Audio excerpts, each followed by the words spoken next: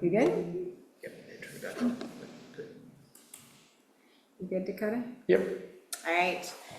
Gonna go ahead and call to order the November 6, 2024 Citizens Advisory Committee meeting. Can we get roll call, please? Committee Member Knight. Committee Member Kester. Here. Committee Member, or Chair Harrington. Here. Committee Member Minkoff. Committee Member Terrell. Vice Chair Barney. Oh. Committee Member Castillo-White. Here. Committee Member Rizzo is excused. Committee Member Stephenson. Here. Committee Member Stevens. Here. And Committee Member Sunderland. Here. Dakota, we'll just enter the waiting room. Oh, thank you for. No one.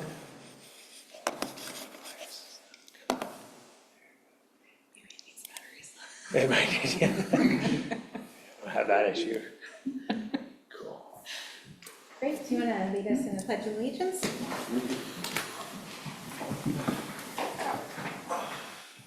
I pledge allegiance to the flag of the United States of America and to the republic for which it stands, one nation, under God, indivisible, with liberty and justice for all. All right. I'd like to open up public comment on any non-agenda items. I see one person here in the chamber. Good evening, Chair Harrington, members of the CAC. Tanny Stephenson, Troutdale resident, and I actually happen to sit on the Planning Commission as well. At the Planning Commission meeting on October 30th, we were working on some development code amendments and a little bit of cleanup work. And Member Kester was there and mentioned about the CAC looking at this work before it went to council. And this is the work in question, 490, right, pages. And we've been working on this for a while, but when you look at it, you know, between the initial work that we go through and then the amount of staff time it takes to put this stuff together is pretty intense, giving notice to DLCD, Metro, and other agencies. And we've been trying to make a deadline of doing this by the end of the year. And this is something also that the council has to enact on twice. So they have to have 2 meetings on this. And if we work backwards, which is what we're doing, the council canceled their second meeting in November and December. So that means that we have to hit council on November 12th and December 10th to finish by the end of the year, which is why we had a meeting on October 30th to finish our work. And I guess the point is, I know you guys are working on, Ms. Palmer's working with you guys on kind of a little bit of mission work and roles as far as interacting with like planning and some of those things. And I just wanted to say that we aren't trying to circumvent you at all. We just were trying to make a deadline and just trying to get the work done. Okay. Thank you. So, any questions? Any questions? I guess one question, either for you, Tanny, or for staff, is if there was even just like a bullet point summary of the changes that have been made that are not just clerical. Because I know there are some new definitions that have been put in. Because I've been listening in on many of those meetings, as you're aware, and I realize that a lot of it is very dry and a lot of it is very clerical. But I know interspersed there are some substantive additions that may, at at face value seem relatively minor, but it's those kinds of things that even just a summary presentation of what those things are, I think would be valued. Okay. Okay, thank you. Thank you. What's your question? So I apologize, I blanked a little bit, what is it that you're working on? Development code. Really, it's called an omnibus, and we go through and just fix if there's a misspelled word or typing or like a table that needs to be reset, you know. And especially as much as the state's done with development code recently, there's a lot of that has to be done. They're kind of writing most of it for us now anyhow, frankly. Thank you. Thank you. Thank you. All right, that's everybody in the chamber. Anybody on Zoom? Any public comment on non-agenda items? Not seeing anybody. The people So, on Zoom hear us. I know, we did not confirm that. Are you guys able to hear us? Thanks. Sometimes that happens. All right, great. So let's go ahead and move on to agenda item number 3, our special guests, Erica Palmer and Marley Boxler. Hand it over to you guys. All right, so I'll just kick us off here. I'm Erica Palmer, Community Development Director, and Marley Boxler, our Economic Development Coordinator, is also on the line via Zoom tonight. The city, we have been undertaking a Sandy River Shuttle feasibility study and also a downtown parking study as well. This was through a grant that the city received through Travel Oregon. This work kicked off last spring, and I'm just gonna hand it over to Marley. Marley, do you want me to share my screen or do you want to share your screen? If you can share yours, I think that would be great. I will do that. Just give me 1 second here. Yeah, so while Eric is pulling that up, thank you all for having me tonight, and happy to share some information on this project. As Erica had mentioned, this is a project that's really pulling together 2 items. We have the shuttle feasibility study, but we also have the downtown parking study. And the downtown parking study is something we've been talking about for many, many years, and had originally intended to do it when COVID happened and people weren't going downtown. So now is the time, and we've been working on that. And Travel Oregon funded the shuttle feasibility study, and the city is funding the parking study through our allocated funds that were clearly laid out in the transportation system plan. So while Erica gets that pulled up, hope that clarifies a little bit. All right. So Erica, I'm assuming you want me to forge ahead? Yes, please. Okay, great. So this is the introductory slide on what we're talking about tonight. And Kittleson and Associates are the consultants that have been hired to assist us with this project. They've been involved in other projects within the city of Troutdale, and so they're really well familiar with our landscape and our transportation system plan and a lot of our regulations and whatnot. So to explain the structure of the team that's helping us work on this, we have our project management team, which is myself and Erica, and then our consultants from Kittleson, Corey, Matt, and Amy.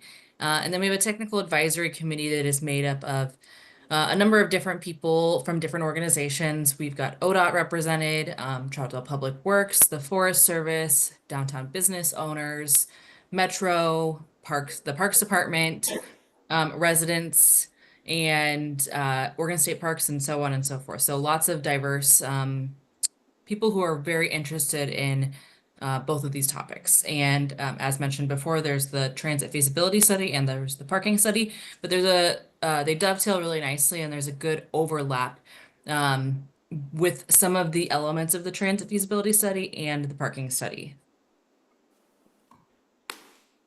So we've been working on this since spring of 2024, and we will be completing this in spring of 2025. What we've done right so far is the background review and the existing conditions and opportunities analysis. And we're now moving into the phase of alternatives development and evaluation and the recommendations. And so we've had our first TAC and our second TAC, and we'll be doing the third TAC and second round of public involvement, sorry, and wrapping that up by April of 2025. So the tax responsibility is to provide meaningful feedback on the findings and the recommendations of these plans, and to review the materials and serve as a sounding board. Like we said, we have diverse interests, which has been interesting because the TAC has actually served for both of these different projects and not just one of them. So we've gotten some new perspectives for things like parking that we hadn't considered before from people like state parks and forest service, who end up dealing with a lot of parking challenges. And so they've been able to provide some really interesting insights to our conversations that we might not have otherwise had. And we've gotten some great feedback from downtown businesses and so forth. So it's been a good process, and they've also helped us spread the word and advocate for the plan as we've been moving through it. So next we'll talk about the transit study. So one of the first things that we did was we reviewed some case studies from similar shuttle services that are nearby in the Pacific Northwest area. A lot of you are probably familiar with Ride the River in Bend because it's a close, great example for us to look at. That is a service that's operated. They have a concessionaire who helps them sell the tickets and who does the inner tubes, but the actual service itself is public transit. And then there's the little Spokane shuttle in the city of Spokane, and the city itself operates that. And then Float the Boise, which is a concessionaire entirely operated in Boise. So within the initial case study findings, the things that we learned was that it's good to provide a limited number of stops focused on the most popular locations and garnering that initial interest in the service in order to provide the competitive travel times, but also drive more people to using the service before adding additional stops. And you want to ensure that the stops have the appropriate supporting amenities, namely bathrooms, areas for changing, things like that. That's really important to people who are looking to ride this transit, especially if they're not bringing a vehicle with them. It's a good opportunity to explore connections with microtransit, and it's very important to keep a consistent schedule to establish that familiarity and trust. Some of the services use a reservation system and real-time ETAs, which is really helpful, but also challenging because things change on the ground all the time. But that's one of those things that helps build that trust. We interviewed a number of different organizations, which was really enlightening to get to ask questions. These are all the different organizations that we interviewed, and each of them had some specific questions, but then we also tailored in unique questions for each of those. And we have a findings report on the entire interview process, which is online. Our first public engagement process that we had in this was a survey that we had opened from July 30th to October 31st. We wanted to make sure that it did open during those summer months and that we could table about it at First Friday, but we wanted to make sure we kept it open till October 31st because of when it could be placed in the local champion newsletter. And if anyone picked that up, we wanted it to still be open from that one. So we had 135 responses online and in person. And some of the topics that we covered is what should the shuttle serve? What amenities should it have? And what are the barriers that someone would have to taking this shuttle? The top 3 barriers that we learned to car-free travel in Troutdale was the limited frequency of transit, the limited location of transit stops, and the long amount of time needed to take transit. I think for all of us, that's not shocking findings, but it was good to be able to present those findings in a room that TriMet was at so that we could have a conversation about what that means and how this service can hopefully connect in with our other transit services. All right.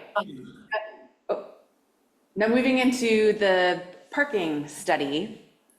So we did a parking study this summer, and this map on the screen here kind of shows the boundary of that parking study. We really focused on downtown, the town center of Troutdale. We looked at both on-street parking and off-street parking, and then we looked at all the different off-street parking lots that we have downtown. I'm not going to get into every single nitty-gritty detail that's in the plan document. I'm going to give you a link at the end of this presentation where you can find all of this information and you can read through it to your heart's content. And then if you have questions, definitely reach out to Marley and I. But for the parking inventory downtown, we looked at both on-street and off-street parking. And so when we look at the on-street parking in downtown, on-street parking is available pretty much on both sides of most streets in downtown Troutdale. Approximately 1/3 of all on-street parking stalls have time limits. And Sorry, can we go back to the previous slide just really quick? yes. What areas were considered? So did not include 3rd or 4th Street? So it didn't include 4th Street, it just went up to 3rd. Up to 3rd, but not 3rd itself. But not 3rd itself, but it did include So all the 4th, lines. yeah, all the lines, so 4th Street to the west of Buxton. Okay, and did include the parking area down below the Correct. shops. Yes. Okay, thank you. And then, so the street parking on 4th Street to the west of Buxton and all along 3rd, that was considered? So 3rd was considered, yes. 4th was not. Okay, Yeah, So the shaded and hatched areas. well, that's why I said, and Yep. it looks like 4th Street west of Buxton. 4th Street west of Buxton, yes. Yeah, that's what I was asking, is 4th Street west of Buxton and all of 3rd Street are considered it. Okay, All right. thank you. good. You are welcome. So as I was saying, about 1/3 of all on-street parking stalls in downtown have time limits, and some stalls, on the historic Columbia River Highway and some stalls on Kibling have 2-hour time limits, and then some stalls on Dora have about 4-hour time limits, and that really, helps, the parking turnover for downtown businesses.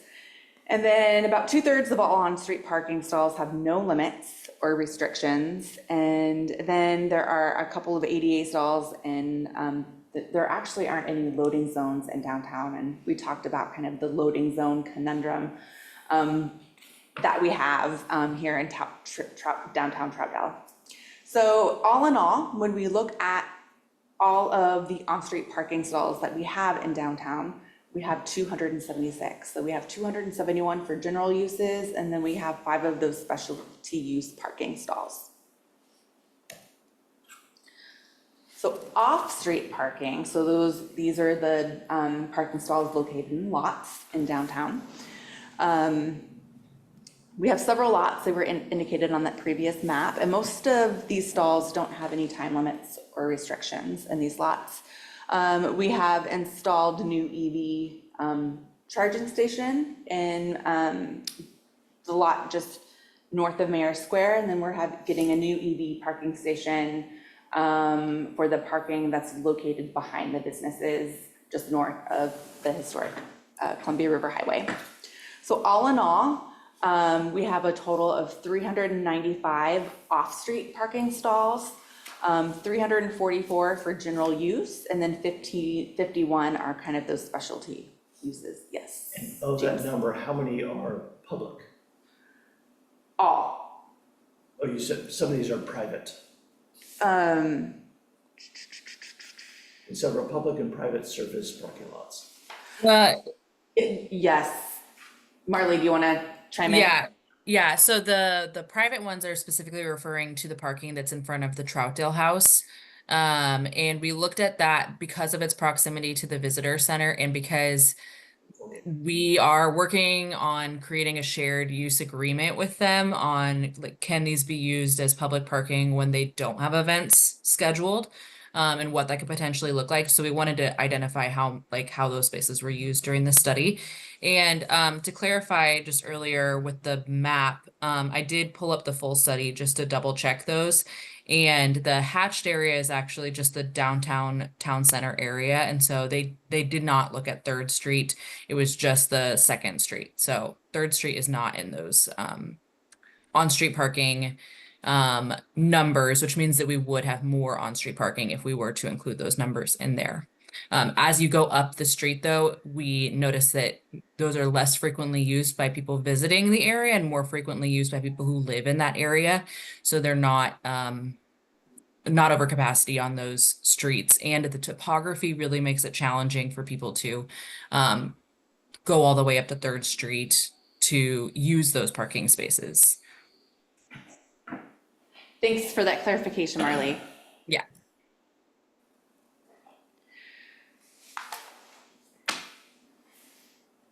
And we also did a parking survey. So we collected some data in July of this past summer, and we really took a look at how many parking spaces were being used, what was the turnover rate for those parking spaces and the duration of stay. And you can find this data online in our tech memos. Wayfinder wasn't open yet, was it? No, it was not open during the parking survey collection. So our next steps, since we've gathered all this, inventory and baseline information for both the shuttle and the downtown parking, we're going to be crafting some parking policies and strategies to help optimize parking in downtown to see how, what strategies can we use to utilize the parking better. Maybe we need more signage, maybe we need more wayfinding signage, maybe curbs need to be marked better in certain places. So activities like that, projects like that. And then we're gonna have some draft shuttle alternatives. Yes. Who's the we here there? Oh, I'm just talking about the city as a whole. We're developing these strategies with the consultants, and we're gonna be bringing those strategies back to our TAC, our TAC, for them to provide input on and to further refine them. Marley, did you want to talk at all about the draft shuttle alternatives? That's just the next phase in this. I don't really have much to update on that. Just to go back to the parking policies and strategies, because I'm sure that's what everyone in the room is very interested in learning more about. We just got the final versions of those documents from the consultants on Tuesday. So they were added to the website today, and you can find them in there. And so that's why we don't have a lot more details on the specifics of that in here. But it is some very interesting information. And if you do have questions and want us to talk with you about them, we'd be happy to do that. They're also making some projections on what the future will look like given if certain sites develop or when certain sites develop. So that's not in the current analysis that we have, but that will be in that final report and in the recommendations as well. So hopefully we get some future planning out of that. And then one other parking lot that we included in this study was Glenado Park's parking lot, because that ties in with the shuttle study so closely. So, and we know that that is a very hot topic, and there have been conversations about should that be a charged parking lot or not. And so we wanted to make sure we had data to back up any decisions that are made regarding that parking lot going forward. And since it's very well discussed in the city. So all that information is on that page of the website, and we'll provide you lots of reading materials to go through if you would like. So. And we are presenting tonight because as the Community Advisory Committee for the City of Troutdale, we just want to keep you abreast of all the projects that are happening. Because if the city needs to change any policies in our documents, maybe the transportation system plan or our land use development code, those policies would be coming to this committee first for your input. Adrian. One quick question is as part of the parking analysis, particularly as it pertains to on-street parking, does part of the analysis include how fully populated street parking slots impact traffic flow on certain streets? That's a great question. I'm not sure if it specifies that specifically. Since it really only is covering that second street, it's, it's not going further into the highly trafficked areas. I will say it probably does, I believe it does address that on Buxton specifically, since people are parking on Buxton, and that is a widely used road for getting through town and whatnot. And so I do believe it touches on that on Buxton, but I'm not sure if it does on the other streets because it's less of an issue on the other streets as it is on Buxton.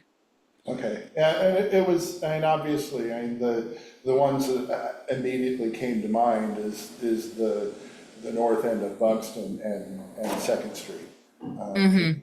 Those, especially now, in recent weeks and months, those turn into choke points real fast. Because people are trying very hard to not clip parked cars, and it's turning into a flow bottleneck. Yeah, and also with that, I will say that the county is the jurisdiction over Buxton and historic Columbia River Highway. We have the jurisdiction over Second Street, and they do have some curb extension bump outs planned for the future to help improve the visibility at that intersection and to help prevent people from parking so close to the intersection, and hopefully we'll get some improved pedestrian crossing measures there as well, because we've heard a lot of feedback from citizens and people visiting about that specific intersection. Great. Shelby? So I just came in tonight on Second Street, and there was a van trying to go down, and they had to wait for me to come down the street. So already I can see that Second Street is a problem with that wayfinder. People parking there where it used to be probably only one side of the street was mostly parking, so I think it's definitely an issue. But my other question was, if you ever consider charging at Glen Auto Park, just across the bridge, you will drive all that parking over across the bridge. So I think that's something that should also be considered, because you will then just drive it on the other side of the bridge. People avoid that. So. Thanks. Diane, I have a question. On that parking study, okay, it was done on Thursday and Saturday. Was there any consideration or count of how many employees might be in that area? Because Wayfinder is interesting because I think it's the 5 food carts, it's pizza, ice cream, beer, and the gaming. So that's 9 businesses in there. And then all the rest of the area, and then not to mention when away days are, as part of projection, how many employees that may have as well, and then the boutique hotel. And where I'm coming from is, a long time ago, well, I have a friend that has a coffee shop in Troutdale. And she was selling it, and I was trying to figure out, well, how much do you have to actually make in turnover to keep your business alive? She's experiencing $800 PGE bills a month and stuff, and so turnover has to be huge. And I've heard through the grapevine that the new soda bar is concerned for the winter as well. But so I know that if we want to have our businesses be able to thrive, there has to be parking. So again, the question is consideration for how many employees are actually there in that area during that time. So how much are they occupying those spaces that we do have? Great, I wrote that down. I know that the next part of the study is gonna take a look at some of the land use assumptions in the downtown area, what lots haven't been developed yet, and how much parking they would consume in the future, and kind of do a supply analysis. Did you have a question? I thought you said- No. Okay. Anybody online, any questions from the public? Switch my screen here, make sure, not seeing any. Okay, guys, good? Thank you so much. That's a great you. presentation, good information, and definitely be taking a little deeper dive into your links, so thank you for providing that. Thank you, everyone. Okay, sorry, I have one more question. Okay, I just, as part of the, sorry, the 2 hours as well, that, I believe that got adopted without any public input. I'm still concerned about that for older people that don't use Hills. And 2 hours seems to be enough time to eat at a restaurant and maybe visit one retail shop. And I also don't know how that will affects businesses as well. I know it might curtail some situations, like I don't know if somebody wants to do a bike ride and they park there and then maybe they dislodge their bike and then go down. You know, I'm not sure, you know, how that impacts it, but I'm just not knowing if for the businesses, if the 2 hours is a detriment or if it's outweighed by benefit. Just a question I have.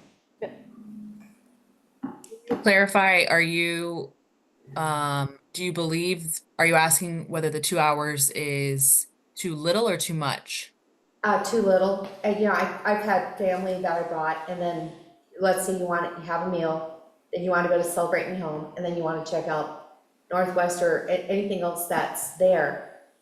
2 hours isn't enough, and I think I've asked this question before, but I think I heard somebody has gotten a ticket. Are we actively giving citation? Is there somebody actually marking the tires and giving tickets for that? Mm-hmm. Yeah, no, that's a great question. And I think that this, especially the recommendations, are going to make a lot of comments on the timing and the zones, because timing does have a huge impact on who decides to park where. The 2 hour times are encourage turnover. When you have longer time periods, that's when employees park in those prime parking spaces.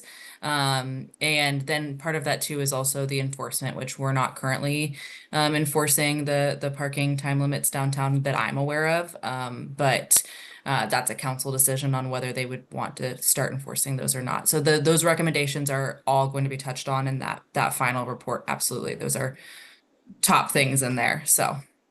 Thanks, Marlon. All right, great, thank you, guys. Move on to agenda item number 4, review and approval of the September 4th, 2024 meeting minutes. Hopefully you guys had time to read through those. I move for approval. Second? Well, I have a comment. Oh, go ahead, please, thank you. Granted, I didn't notice anything else on here. I did notice that there is a typo within the committee members' names. There was an O left off on Diane's name.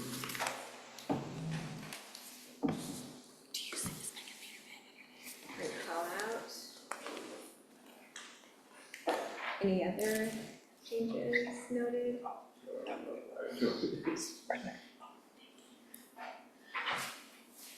Where was that at, by chance? It's at the top where it lists who was the president that meeting. Oh, okay, thank you. I'll Should make be. a note of it. Should have an O before the hyphen there. Yep.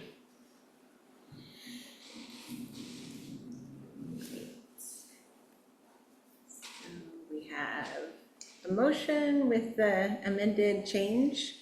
Is there another one? Actually, yeah, I'm sorry. Oh, that's all right. You're a good proofreader. I guess grammatically, I don't know how much it matters, but I noticed it doesn't say chair after vice next to it.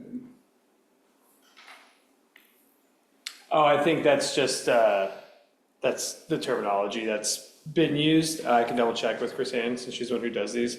I think it's chair and then vice, right? So instead of making it longer, but I can double check with Yeah, Christine. I just wanted to make sure, 'cause I don't know if I've seen it that way before. Could it also be a typo? Not entirely sure.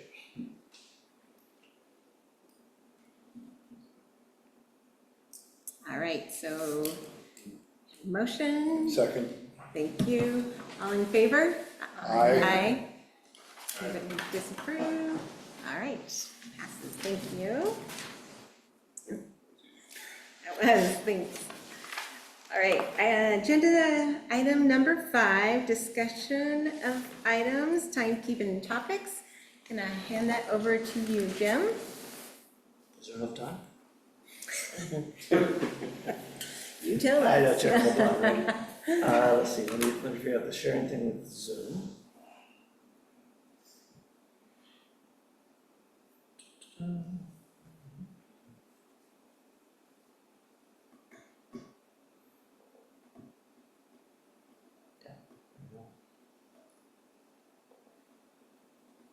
You can see it.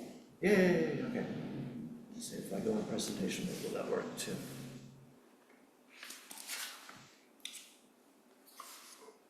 Okay, sorry, it's been a while since I've done this one.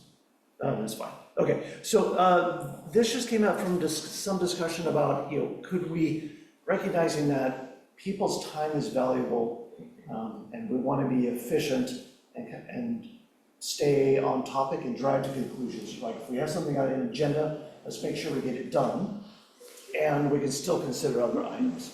So in some discussion, I thought, well, I'll just put together a proposal, see what people think.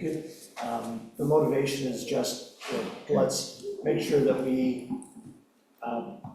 move efficiently, that we try to, that we also know that not every topic can take up an hour. We want to budget our time appropriately, but also ensure that we provide time to revisit things or other topics that come up. So that's really why add structure. It's like, we want to complete the things that are planned and just be efficient. That was all.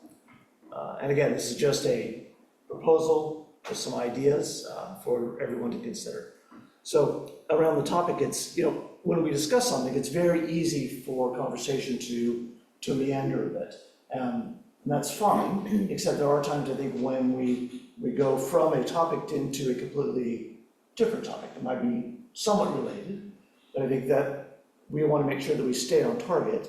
And my thought was that if it's important, we flag it, we just say, hey, let's take that, let's put that in the parking lot and come back to it. But just recognize, let's stay on this topic that we want to complete and reach some conclusion on. And that monitoring can be done by anyone in the committee if we appoint a person or rely upon the chair to just simply, hey, that's a good point. Let's table that, we'll come back to it, but let's stay on the topic that we're trying to complete.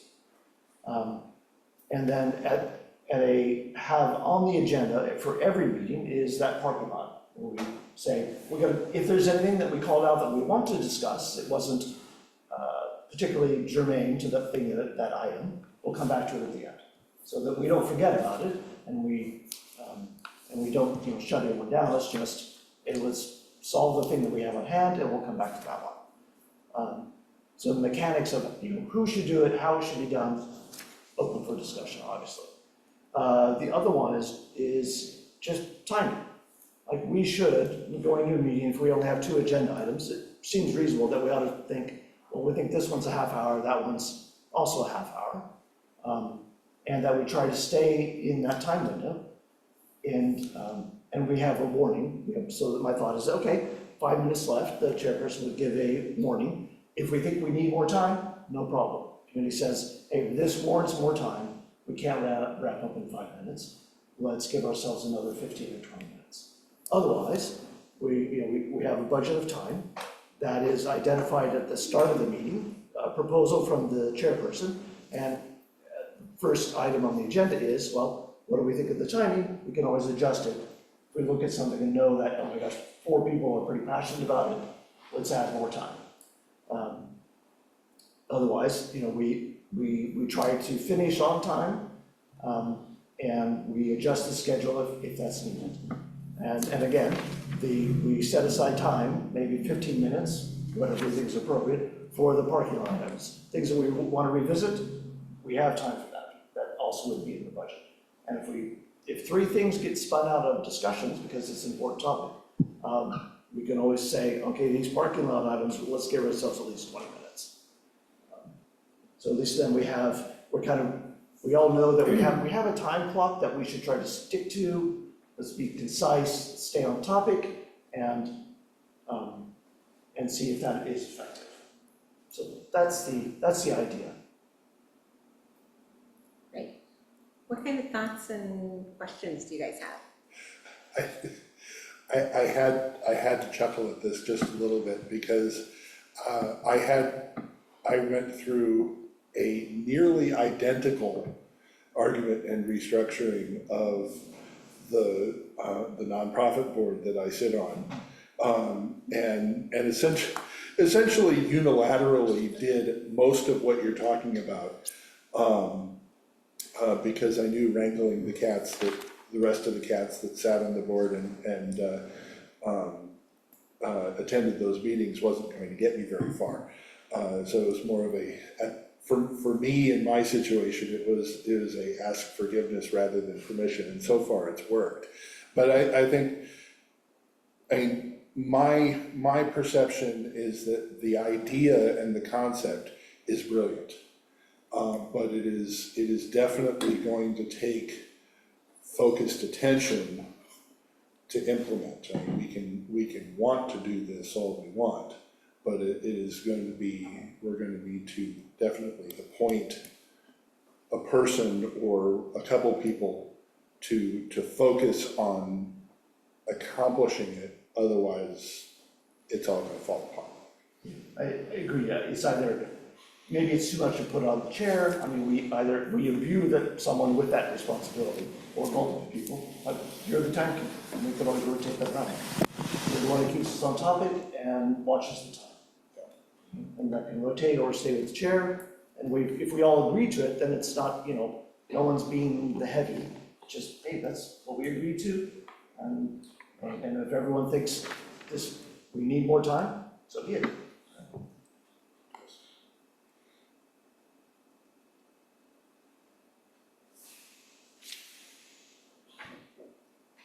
Yes, first of all, I'm wondering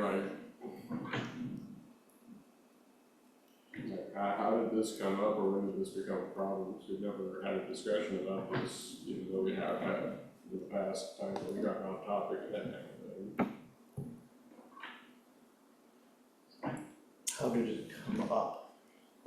I think from exactly that, which is, watching the conversation and watch us, go about 5 different directions, and taking a very long time to actually complete the topic or actually stay on the topic which I thought we were discussing. I guess the concern that I have is I feel like there are already ways to handle this built into our meetings. And I get concerned with putting time limits on things in that there are some discussions that need a greater amount of time. Like we've had, over the time that I've been on the committee, we've had various topics that various members of the committee have been rather passionate about. Therefore, we had a longer discussion, and it's not that people were getting off topic, it's that there was a lot to be said and a lot to consider. And sometimes we just need more time for that. And there are certain things like when we have to approve minutes, or when we have the staff communications, those are usually pretty quick and easy things. So I could see maybe putting those earlier in the meeting to get them out of the way, and then the rest of the time can be for the more intensive or sensitive things. But also at the same time, if we need to worry about time, we do already have the ability to table things and continue discussing it at the next meeting, as long as it's not a time-sensitive issue that we have to do. Is it okay if I respond? Yeah. And again, it's not a hard limit on the time, right? Because we say, we think it's gonna be this, but if it's turned out that's not sufficient, the committee decides that we add more time. So that's completely under the committee's control. With regard to there was one other, I'm forgetting it. Sorry, I'll come back to it.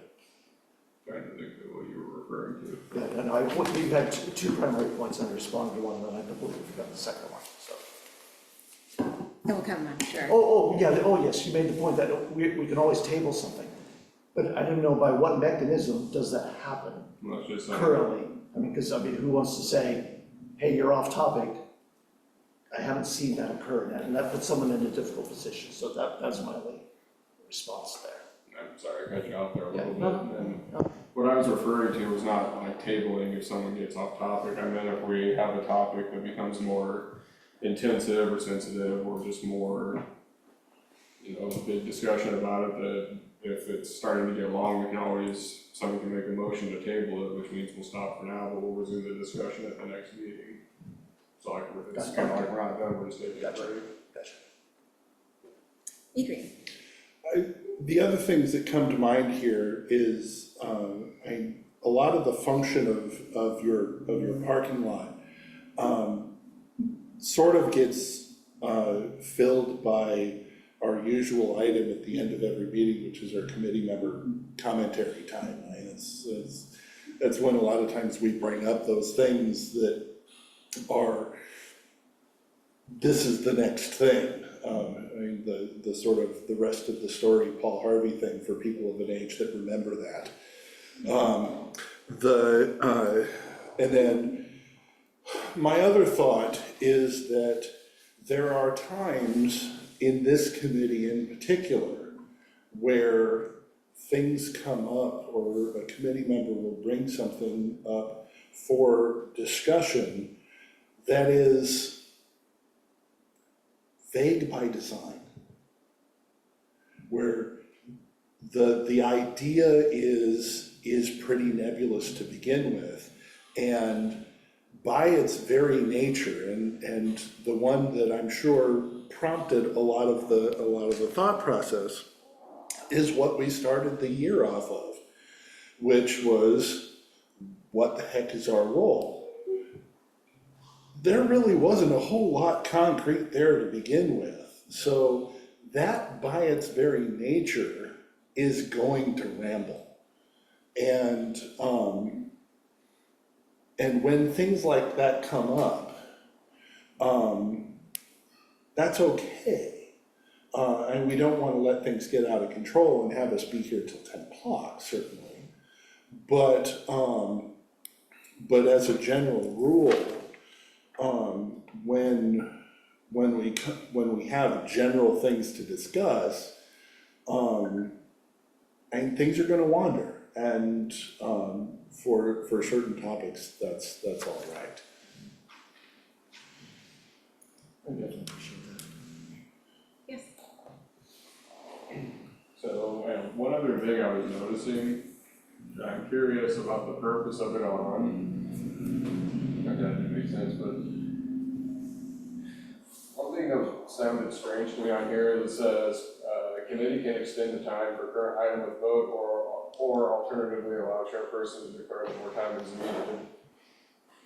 But the thing that I'm struggling with is that the whole thing we're discussing here is like trying to be conservative with our time, yet that takes time to have a discussion and have a vote to extend the time on the topic instead of just keeping discussion, instead of just keeping on with the discussion until we either finish it or decide we need to table it and continue it next time because of how long it's going.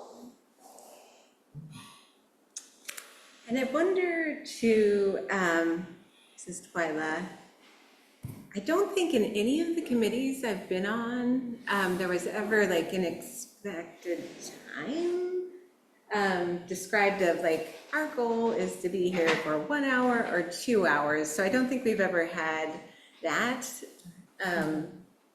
either. Things just kind of go on as they might carry on and then we end. So I don't think we've ever normalized that. And I'm not sure if that's just kind of how city committees go, whereas in other ones I've participated in, you can, be here at such and such time and expect to be done around this time, and then anything not, you carry over, yeah. It's sort of a generalized feel, it's like everybody sort of collectively knows when things have gone too long. Yes, yeah.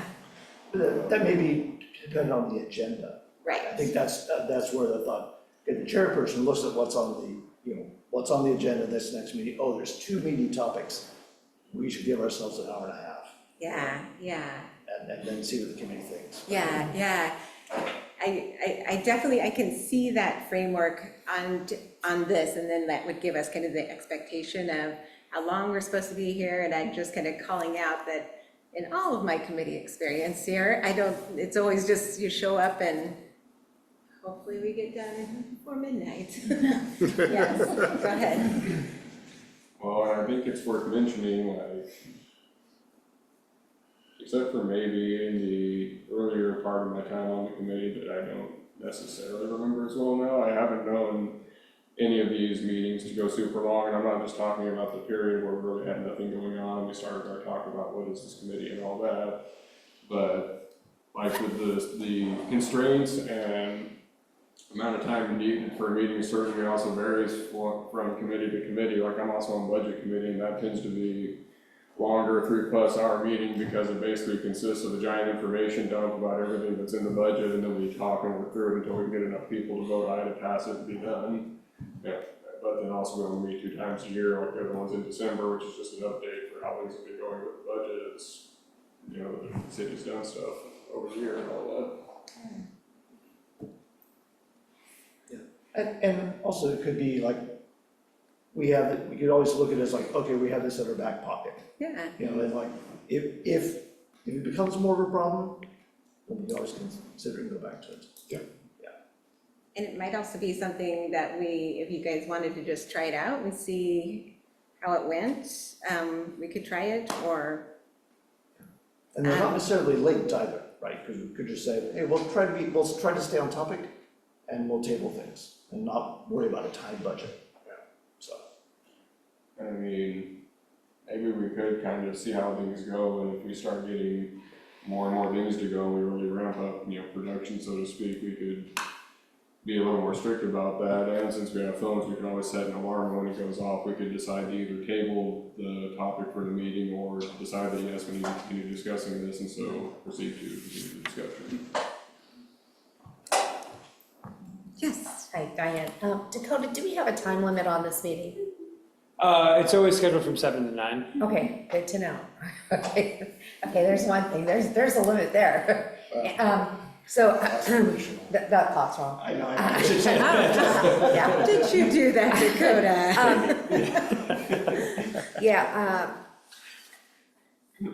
No. In all my, okay, I understand what you're saying, but I also, like, when Erica's here, a lot of times we have a special guest, and sometimes other questions will be generated as an opportunity to learn, and hopefully the information we ask may be not just our own, but representative of citizenry within our community as well. So us as a CAC, when we voice, if I'm thinking something or learned from others as well, then we bring this here, and I think it's an opportunity to learn and to ask questions as well.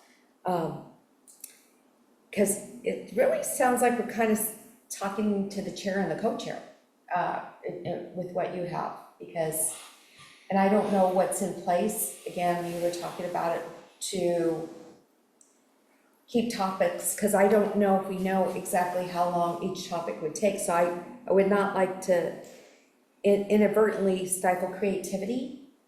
And also, if we know it's over at 9, if for some reason somebody needs to go home earlier, I just haven't really seen an issue with this.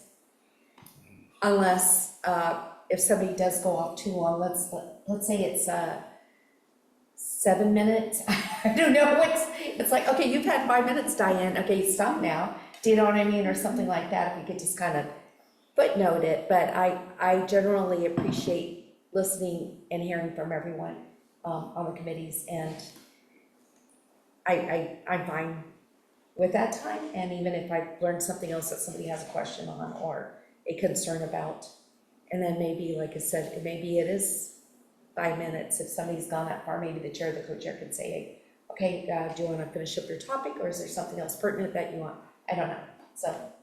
I Just- I appreciate just a did thought. misspeak, we do have the room scheduled for meetings like this, from 7 to 10.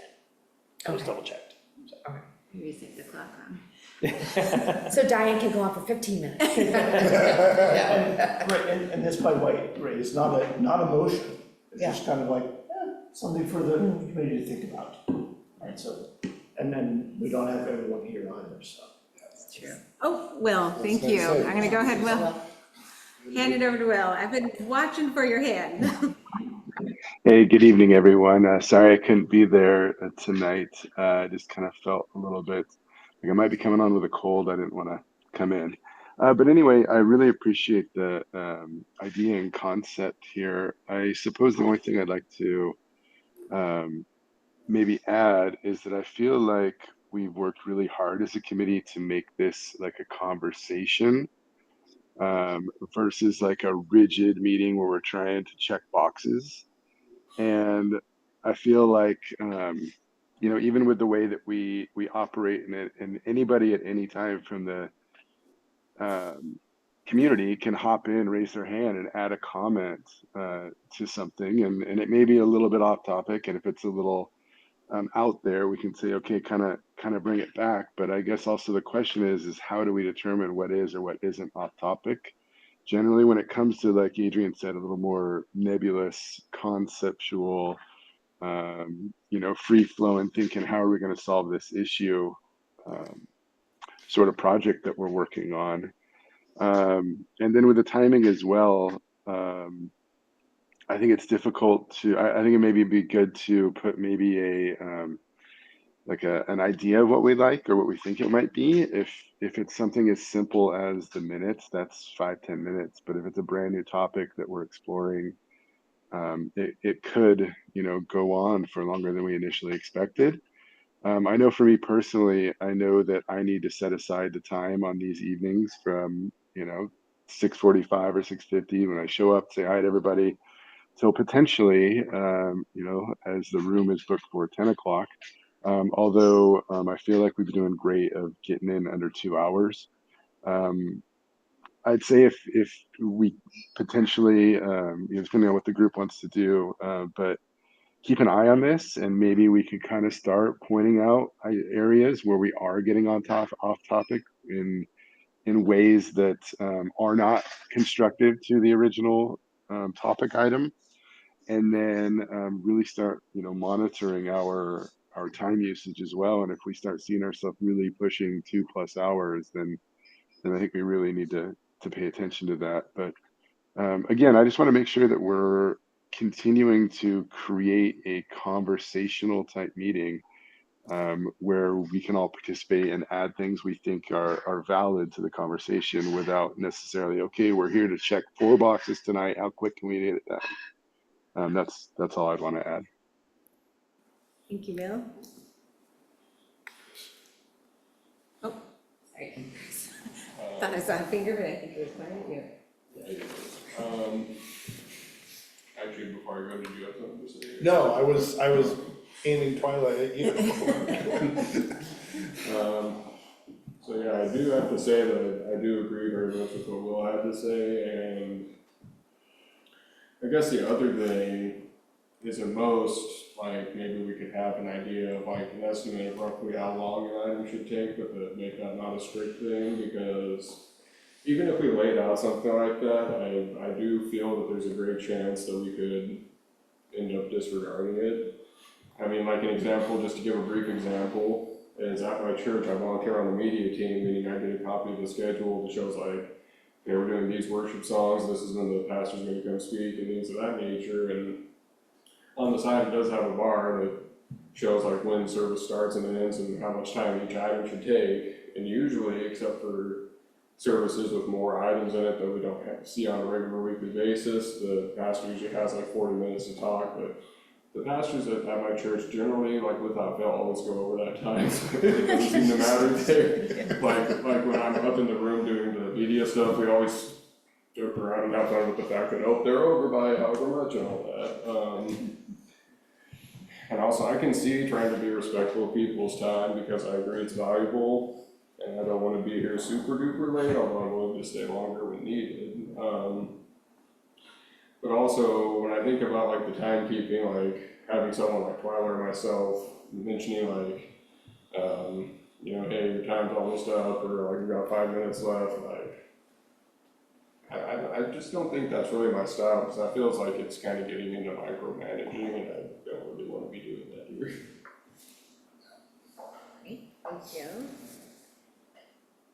I don't see any other hands up for this. Oh, Okay, Shelby. Shelby, I'll just put in my 2 cents. I hadn't seen that we had a problem, so I kind of just want to be able to, us to be able to talk freely and conversation, just like Will said.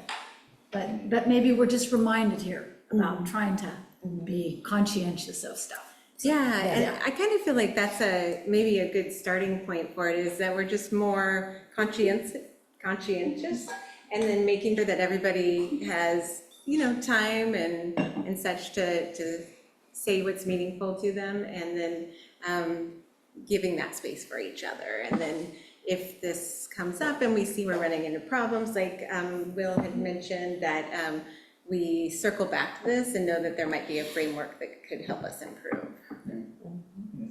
Yeah.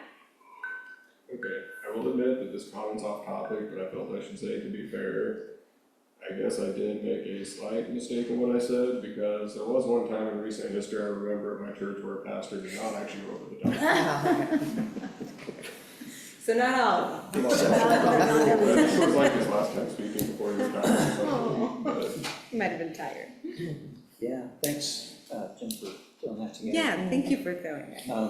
I really like the idea of we called it a parking lot. Yeah.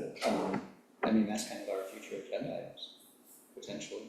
So as we potentially get off topic, someone pulls us back in and goes, hey, I wouldn't say table it, because that means it's gonna potentially go away. But let's look at talking about that at a later date, and maybe we can set that up for the next agenda.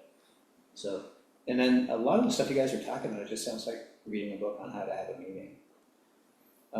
With just the common courtesy and if you think you're talking too much, you probably are.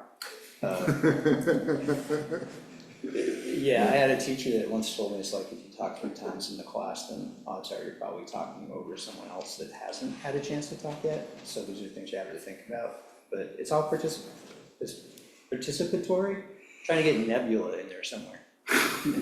Nebulous. Nebula, yeah. But I also agree with Will on the fact that you have to keep it conversational as well as follow Robert's rules. So it's like this balance that we're trying to find between the two, and every meeting's gonna be different, so. Yeah, and that's where the chair, and I mean, honestly, you guys are facilitating, so that's where you come in. It's like, do we wanna keep moving, or do I wanna go with this creativity? And that's where you're gonna have to make a judgment call, so. I like the clock idea, like, it's like 5 minutes and then,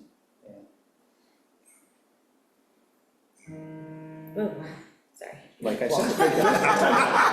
I was right on. Well timed. Diana I had like 2 said seconds. we're on to the next topic. Big G doesn't know. Next topic. All right, I don't see anybody else's hand out. Any other comments on that?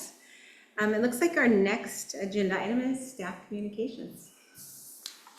Oh, wait, was action items part of Were we that? gonna talk about this? I don't see that on there, but I thought when we ran around and did committee comments, we could. Okay, yeah, because I know, since you had sent it out to Crescendo, or to have it distributed, I wasn't sure if it had actually gotten on the agenda or not. Yeah, I didn't see it, so I had a secret plan of wrapping it up into committee comments, but Yeah. whatever. Oh, Are you okay? however you want to do it. Okay, we can do that, and I'll call on you first so you can Okay. start it off. Yeah, hello. I was just checking, and the reason being is it just came in after the agenda went out. So that's why it wasn't added to the agenda. So just staff communications. Couple things that we had touched on. Obviously, the big one for me is what Tanny had mentioned earlier, is the omnibus going to city council next week. That's going on Tuesday. So the omnibus, and to answer your question earlier, is it's an overarching code amendment, which a lot of it's basic editorial. Most cities do these once every year, once every 2 years. When myself and the assistant planner started, as we started diving into the code, we noticed there were several issues. And then Planning Commission at the start of the year wanted to take a deeper dive into our first couple of chapters and kind of look through some stuff. So in chapter 1, which is our definitions, we did add 2 new definitions, one for gym and one for EV charging. And then in chapter 3, with our use, that's where all of our use tables and uses for each zone, we added gyms to the uses in mixed use, commercial and industrial. And then there's also a discrepancy within the gym of under 5,000 square feet and 5,000 square feet and above. And so there's different uses. So that's probably the most substantive, I would say, of the code amendment. And then there was, I seem to recall there was also some like actual definition and size changes around like major entertainment. So there was a lot of discussion about that. Nothing changed in our major entertainment.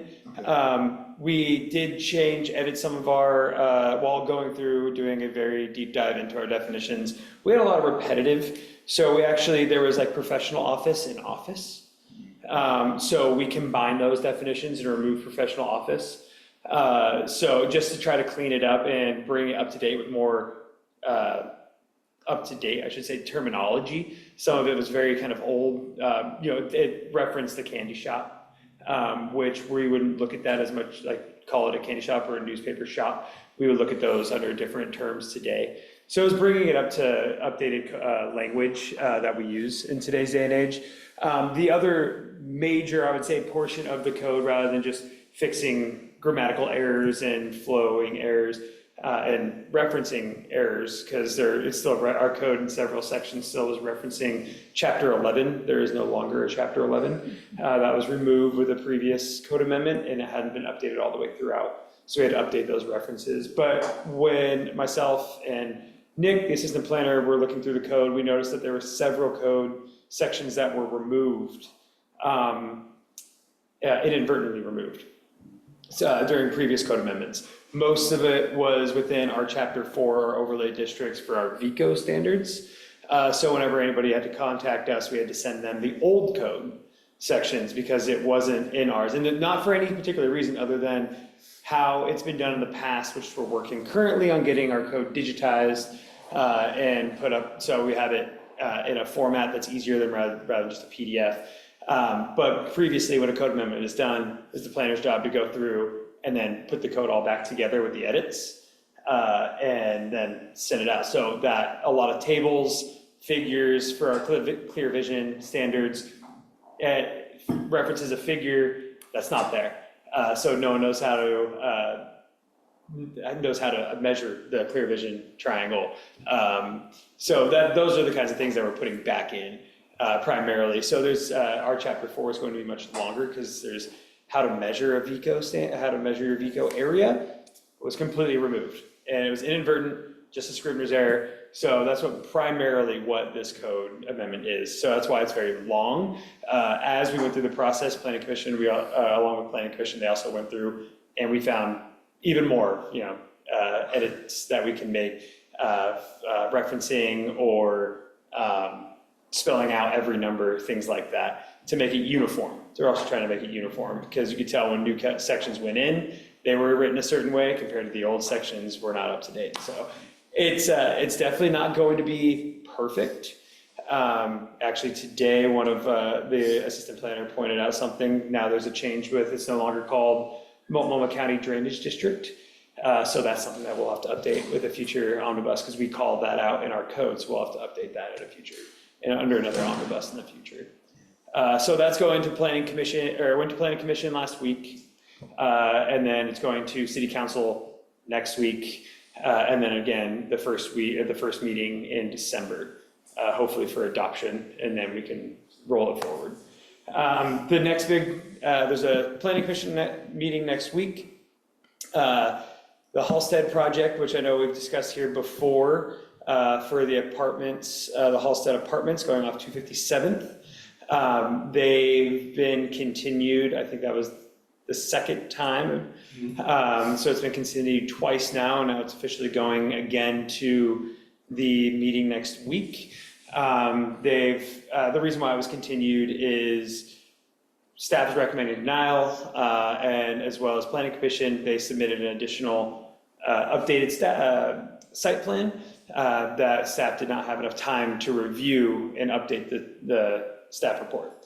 So that'll be going to next week's meeting. I cannot speak to whether or not it'll be continued again. I'm not sure where that's at. That is the assistant planner's project that he's been working very diligently on. We do have a current application in, notice went out last week for just an update to the AT&T antennas on the cell tower and on the water tower in downtown. So Verizon did one of these last year, so AT&T is now coming in for theirs. They also submitted another one for another cell tower, but they removed, or they withdrew their application for that one. Not entirely sure why. That was the assistant planners as well. Those are the primary, those are the projects that we currently have in. Those are taking up our time. There has been a couple, I did have 2 extensions of applications that were previously approved for some middle housing land divisions in the downtown area. They were approved just about 2 years ago, so they submitted extensions for their decision for an additional 2 years. So that notice of application went out, and their notice of decision will be going out in the next couple of weeks for those. Any questions? Yeah. Yes. All right, Diane, the code modifications that you speak of, and you said that went to the planning committee? Planning commission last week. Planning commission, not last week, okay. Yes. Did they participate in those amendments? Yes. They did, okay. And then when they were finished amending, did they all approve of those amendments? It was approved 6-1. 6-1? Yeah. Okay, To recommend to council. okay, 6-1 recommendation? Yes. To go to council? To go to council. Okay, thank you. Yep. Yes. I kind of have an off-topic question. Mhm. This is more just around the process. So on 4th Street, on the east side of Buxton, about halfway down 4th Street, there's a 2-story building that, since I bought a house on that street years ago, has constantly been under construction.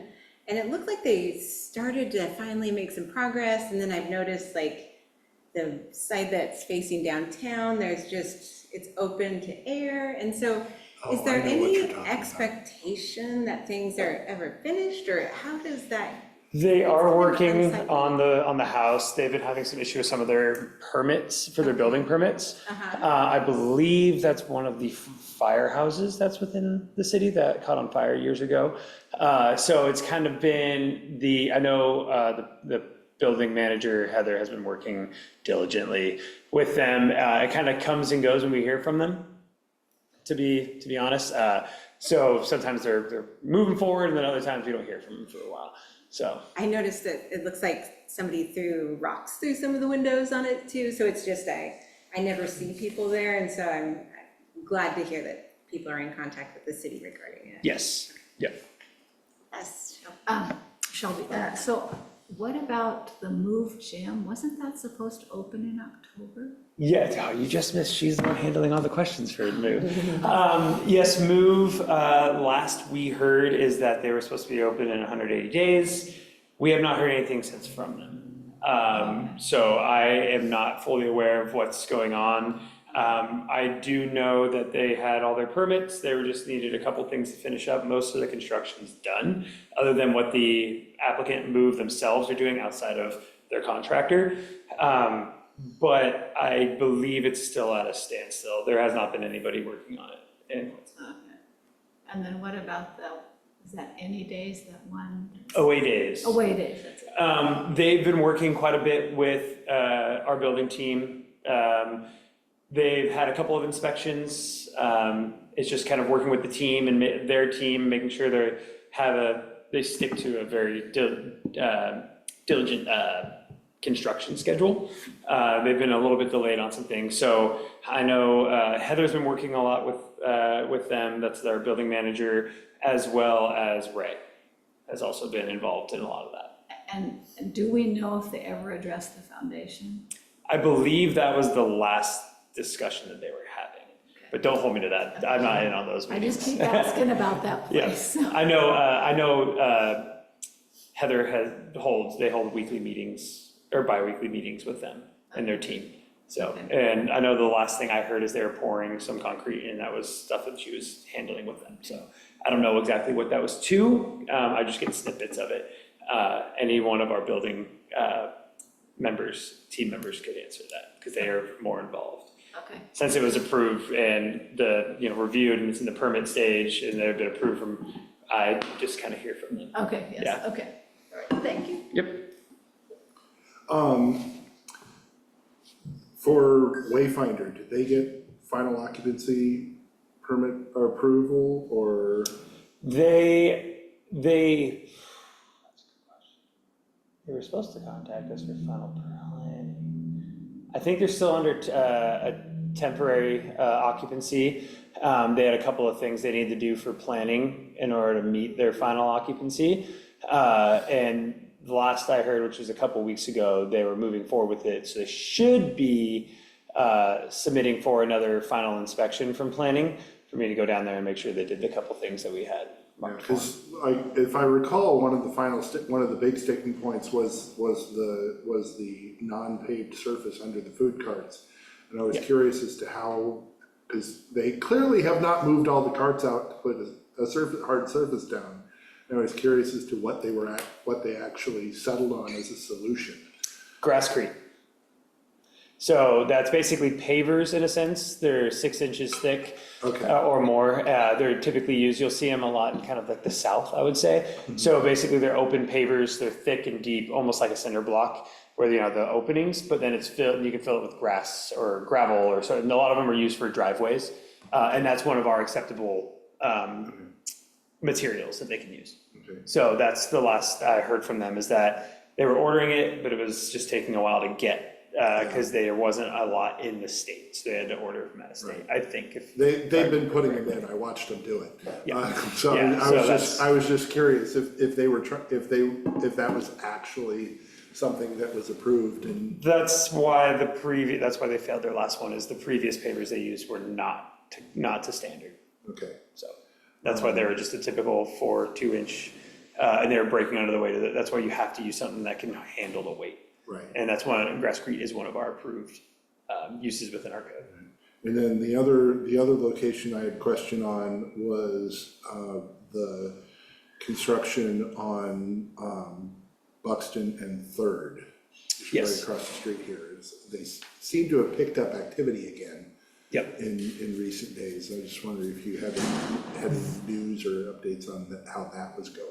Yep, they're working a lot with Public Works right now. They're working on getting their final plat stuff figured out and trying to get some of their utilities in. And so they've been working with with Public Works. I actually just received a couple of emails from them this week and last week. So working with them, they do need to submit a couple things to us before they can submit for building permits to actually build the structures, but they are working on getting their utilities all installed and to get the townhomes. I believe it's 4 townhomes, but kind of in a duplex style, each on individual lot, 0 lot lines. So there are 4 lots there with parking for 2 of the townhomes on the street, and then 2 that'll be tucked under coming off of Buxton. So that's right on Third and Buxton? Yeah, it's right across the street. Yep, right, kitty corner right there. Will, any questions from you, Paul? I don't see anything. Great. Well, we will go on to committee comments.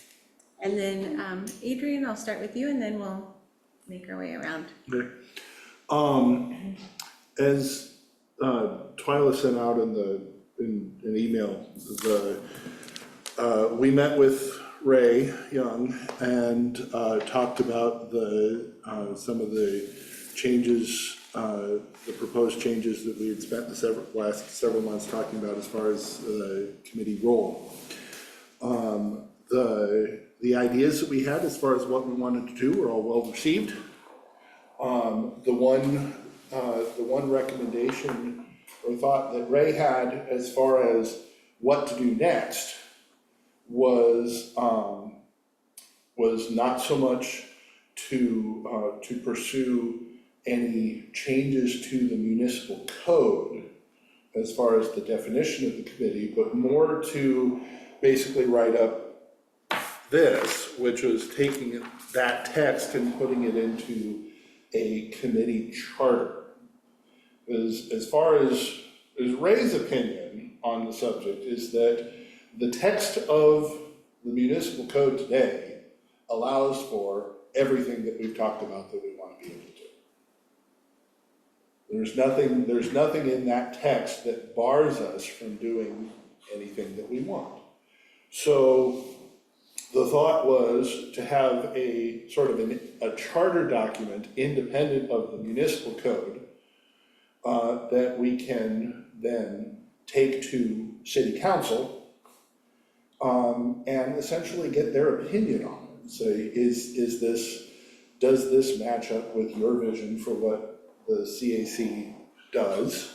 Is this charter document good enough?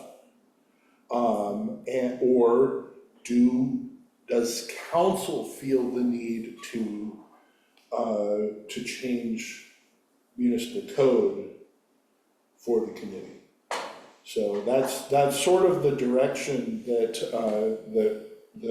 City Manager Ray Young was thinking. Some additions to this that Ray also recommended was sort of embodied in towards the end of the document is just some additional verbiage around action items. And the chief one among them is direct engagement with our local homeowners and apartment associations. And reaching out to all of those homeowners associations and any neighborhood associations that exist and actively seeking input and feedback from and getting to the citizenry via those groups and sort of using that as a pipeline of citizen involvement back into our committee and the city writ large. So that was what we talked about. And I think we are scheduled to present to city council the second meeting in January. That sounds correct, yeah, because I know we had talked about at the previous meeting, we had talked about holding off until the new council was seated before we went and presented to them. So I don't know if we want to put this as an agenda item for next month, and then we can, gives you guys time to look at it some more, give feedback, so we can, and then maybe we can throw together a little PowerPoint and get you guys' feedback before we bring it to the city council. Yep. Thank you, Adrian. Nothing for me, just happy Thanksgiving in advance. And yeah, thank you everybody for this meeting, and I didn't thank Erica for coming, that was nice, and Marley as well. Yes, thanks to them for coming. And I just was gonna say, yes, I hope that we get to talk about this a little bit next meeting, so that's on the agenda. And then happy Thanksgiving, you're right. So, that's it. Thank you. So we talked earlier about developing action items, so for next meeting, you talked about what we're gonna, so I had the three things, you defining the charter document, how it relates to municipal code. Well, that basically, the charter document was the idea. Yeah. And then and the thought was, we take that to council. Uh-huh. And if council says, hey, this is cool, go for it, or hey, this is cool, but you change X, Y, Z, or C, now we really want this in code. Okay, so that would be an agenda item. I mean, that's something we can talk about, but ultimate, my thought is that, that direction is gonna be largely I mean, we can all talk about it as a group as far as where we're thinking. But what Ray was suggesting is we let council sort of guide that, which fork of that path we wanted to go down. So now you lost me. So we let them determine where we want to go, or? Well, not as far, whether it's charter or code, Okay, yeah. let council make that call. It's a strategic plan. But functionally, the text of this versus what we have talked about before is virtually identical. I mean, we have looked at all of this text before. It's just fancy copy and paste and. Yeah, it's just in a slightly different format. And I think part of the reasoning behind that was that the use of the charter would give us more freedom and creativity, and it would be easier to change as we move forward. Whereas if it goes into code, that's going to be more rigid for us, and as members change and such, we might have differing opinions and want to modify, so. Yeah. So while we were talking, I was just writing down some notes for action items. Oh, perfect. Was that the intent? Was that what we were talking about earlier, was kind of having a table of items to pull from? Yeah, So, great. do you want me to read my list off, or? Sure. So I started off with the one they gave us tonight for the downtown parking study presentation. I had a chance to do a quick review. It's a lot of reading. So I don't know if you guys want to put that on it's on the table, but I don't know if we're gonna do that next meeting, so. Give us all time to It's do the yeah. But at least it gives you, I think it's a good discussion. It's a great conversation starter, and it's a topic that I think everyone's passionate about, so. I think that would be pretty sufficient between those two items. Those two, yeah. Yeah, and then other table items, for next meeting, you talked about middle housing, that middle housing application, is that anything we need to add on to, or? No, there's already an approved application, so they're just requesting an extension of their decision, so of their expiration date. Yeah. So, typical type 2, if no action is done, basically no final plat or building permits come through within a year, so basically no action, or within 2 years, then the application becomes expired.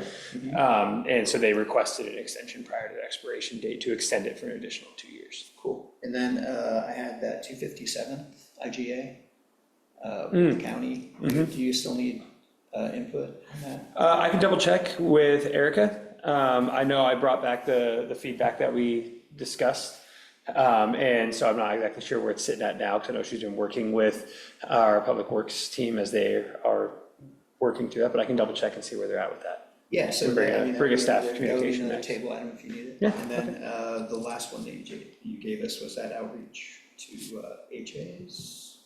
Yeah, the HOAs and develop- neighborhood associations and apartment blocks and. So develop a game plan type? Yeah, well, and I called that one out because that's one of the things that as part of our more verbosely explained role, I mean, that was one of the things, that was one of the key points of that.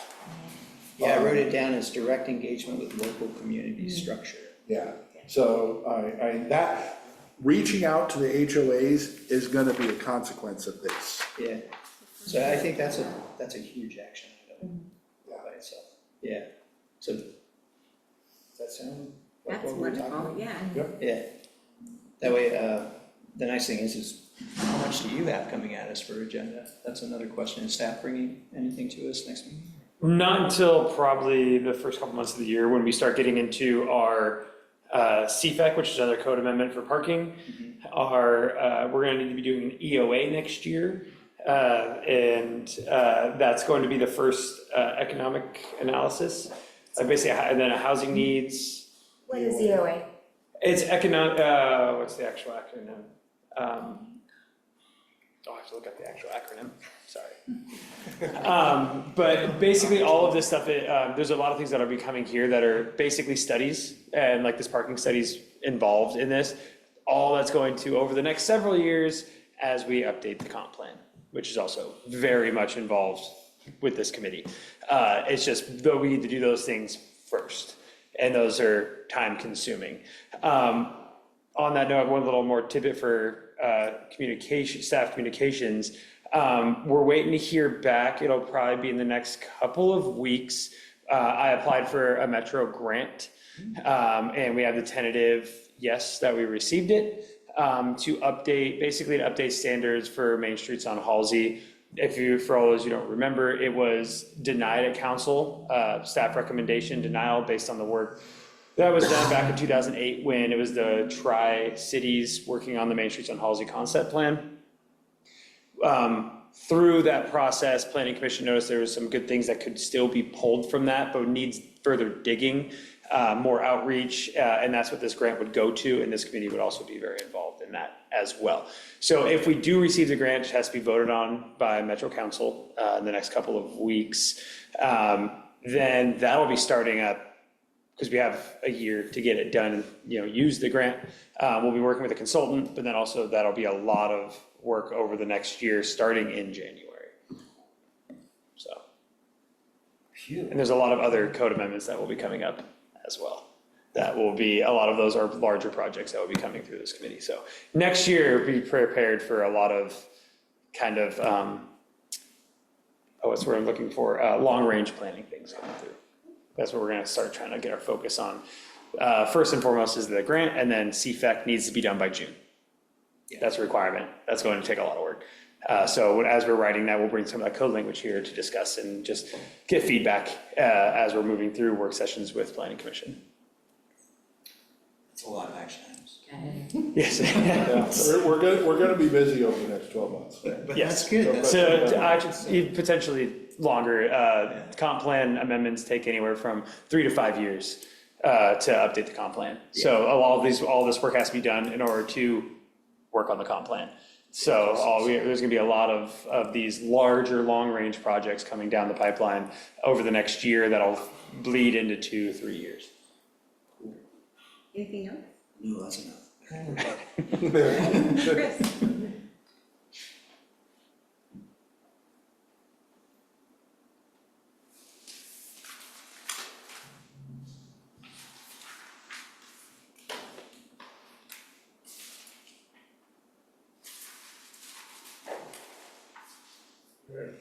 Sorry, I was kind of straight out of my mind.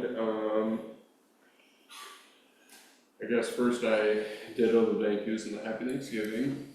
So I know someone already brought this up, but to clarify, so are we talking about this at our next meeting then? Yes. Yes, that's the idea at least. And then, yeah, I guess, other than that, I just wanna say, I like our snazzy new name. Yes. Oh, I know, yes. You can thank Chrisanne and Erica for that one, Ms. Palmer. Do you want to hand me that one? I'll show Will his. Will, you're next. I don't know if you've seen your tag yet. It's waiting for you. Anything you want to share, Will?